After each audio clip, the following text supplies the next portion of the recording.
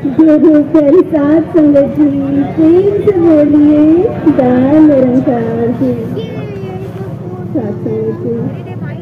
पवित्र हृदय वाणी में फरमाया गया है कि जिसकी पूजा जिसकी भक्ति उसका ज्ञान जरूरी है। चाहे हरदेव की पहले ईश्वर की पहचान जरूरी है।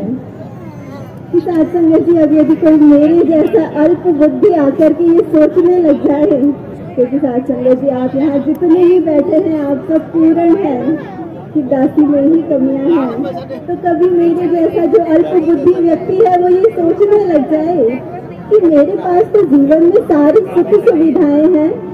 धन दौलत है, एक अच्छी जॉब है, एक परिवार है,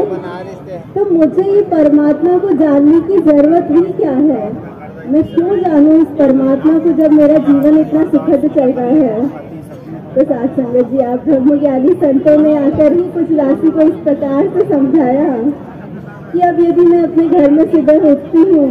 और जैसे ही अपने घर का दरवाजा खोला तो सत्संग जी देखा गया एक बहुत बड़ा बहुत अमूल्य गिफ्ट पड़ा हुआ है जिसकी कोई कीमत ही नहीं है। अब सत्संग जी जब वो गिफ्ट मैंने देखा तो उस गिफ्ट पे ना कोई नाम है ना कोई पता है। पर फिर सत्संग जी अब मेरा मन तो होगा, मेरे अंदर जिज्ञासा तो उठेगी कि मुझे ये गिफ्ट आखिर दिया किसने है, मैं ये पता तो करूं। पर सत्संग जी कोई नाम कोई पता नहीं है। अब सत्संग जी गिफ्ट इतना कीमती, तो जब यूज में आ रहा है तो हो सकता है मैं उस गिफ्ट को यूज भी कर लूं, लेकिन जब मैं उस गिफ्ट को यूज करूंगी तो मन में ये भाव तो आना चाहिए कि आखिरकार ये गिफ्ट दिया किसने है। तो आप संतों ने कुछ इस प्रकार से समझाया कि जितना भी कुछ मेरे पास है जिसको मैं अपना बता रही हूँ ये भी तो किसी का दिया हुआ है, तो क्या इसे नहीं जानना चाहिए? फिर सत्संग जी वही मेरी अल्प बुद्धि, ये सब तो मैंने खुद से कमाया है, धन दौलत मैंने खुद से मेहनत करके कमाई है, इस जॉब के लिए तो मैंने मेहनत की है फिर मुझे मिली है। तो आप ब्रह्मज्ञानी संतों ने बताया कि ये मानव तन तो किसी का दिया हुआ है, कि अगर ये मानव तन ही मेरे पास ना होता तो क्या मैं ये सारी सुख सुविधाएं प्राप्त कर सकती थी? नहीं सत्संग जी, तो जिसने ये मानव तन दिया है उसकी पहचान करना तो जरूरी है कि अब जब ये पता चल गया कि परमात्मा को जानना कितना जरूरी है, फिर आगे से मेरी अल्प बुद्धि जागी और वो कहने लगी कि इतने जो धर्म ग्रंथ है, जो पुरातन धर्म ग्रंथ हैं, उसमें भी तो ये परमात्मा का ही वर्णन किया गया है, तो क्या उनको पढ़ के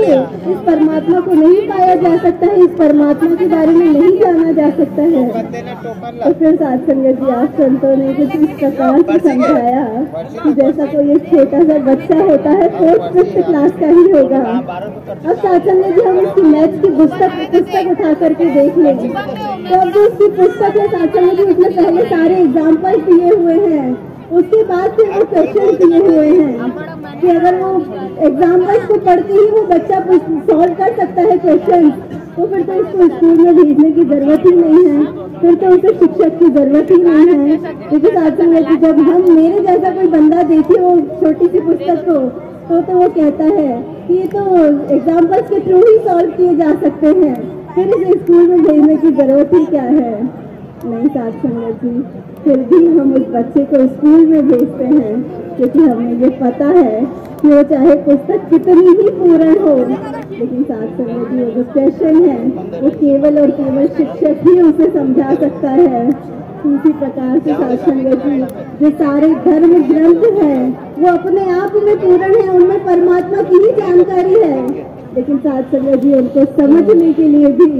पूर्ण गुरु की आवश्यकता होती है, पूर्ण सतगुरु की आवश्यकता होती है। कि अब जब ये भी समझ आ गया कि सतगुरु कितना आवश्यक है जीवन में, तो अब सत्संग जी फिर ये सवाल उठता है कि पूर्ण सतगुरु मिले कैसे, सतगुरु की पहचान क्या है?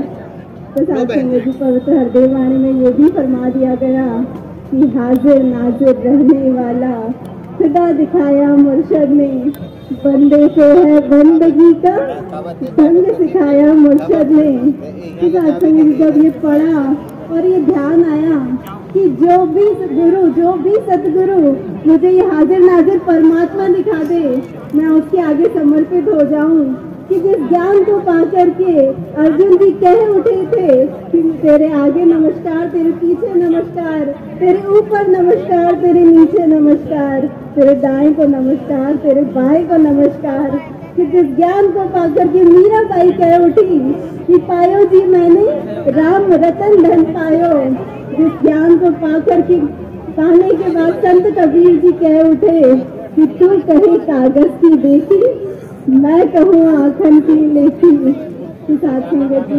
जिस ज्ञान को पाने के बाद राजकुमार सिद्धार्थ गौतम बन गए कि आज माता सुदीक्षा जी महाराज मुझे वही ज्ञान दे रहे हैं कि ब्रह्म ज्ञान को पाने के बाद मैं कह सकती हूँ कि मेरा खुदा मेरे साथ चलता है, कि हो सकता है मेरे पहुँचने में कहीं देर हो जाए, ये मेरे मुझसे पहले वहाँ पर खड़ा होता है कि अब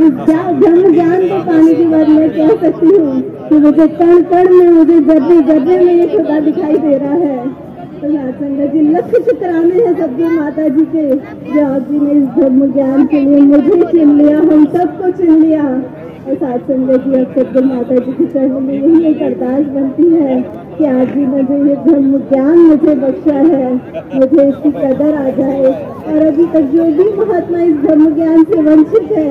आप जी उन पर भी कृपा कीजिए कि वो भी इस धर्म ज्ञान को पा करके अपने जीवन को आप जी को लेके लगा पाए। और साथ संगत जी, एक बात अभी ध्यान आ गई कि साथ संगत जी, कल एक जब क्वेश्चन आया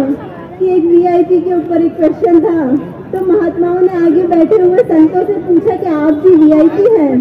तो साथ संगत जी, महात्माओं ने कहा नहीं जी, हम तो नॉर्मल है। और साथ संगत जी, दासी एकदम पीछे बैठे हुए,